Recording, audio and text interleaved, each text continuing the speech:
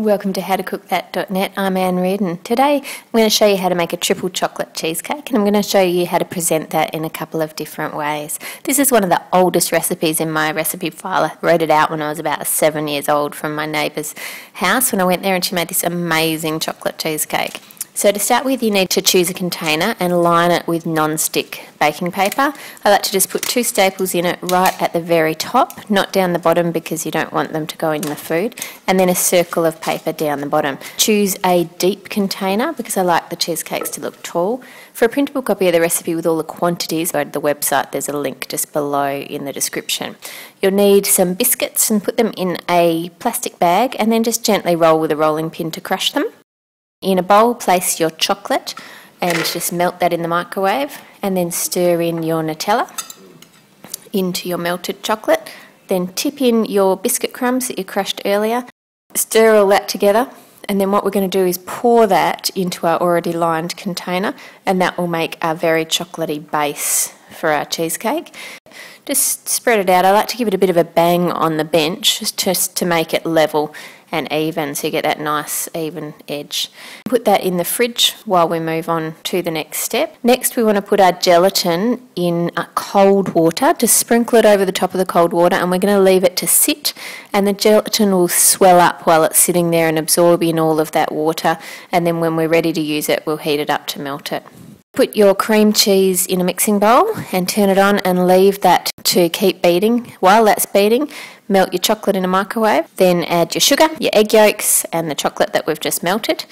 Pour it in and then beat that up until it's smooth and it's starting to look chocolatey delicious already. I get quite a few questions about cream. It doesn't matter if it's thickened cream, pure cream, just look on the back, it should be about 35% fat, so 35 grams per 100 fat. And then just put it in your mixing bowl with electric mixers and beat it until you get nice soft peaks. You don't want to over mix it or you'll get butter. We also need to whip our egg whites until we get nice soft peaks in those as well. Now our gelatin has swollen and absorbed the water. Now put it in the microwave until it is liquidy and there are no lumps at all. Now tip that into your cheesecake mixture and beat it well. Then we're going to fold in our egg whites. Using a spatula to fold, you just go around the edge or down to the bottom and then turn it over like you're folding over a piece of paper. It's a bit different to stirring.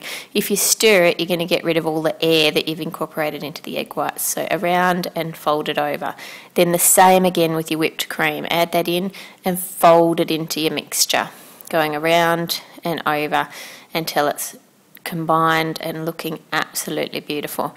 Then we're going to pour that into our lined container and then put that container in the freezer and allow it to freeze solid. To make your round cheesecakes, you need to fill 2 half-sphere silicone moulds and place them in the freezer also. To top it off, now that our cheesecake is frozen, we're going to pour chocolate glaze over the top. You could use ganache or you could just use whipped cream if you don't want another chocolate layer, but I like the real glossy sheen on the chocolate glaze. And then again, place it back in the freezer to set. With your chocolate spheres, you need to fill any gap that you have between them. To do that, just take a little bit of cheesecake mixture and heat it up in the microwave so that you can melt it down and fill any gaps that you have there.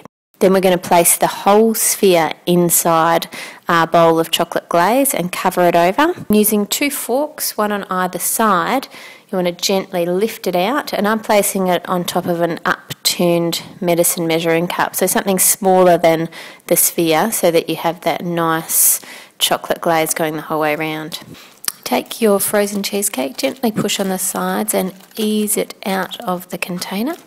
Then once you've done that, you need to peel your paper off the base, then stand it up on the plate or platter that you're going to be serving it on, and undo the staples at the top and peel it off around your cheesecake.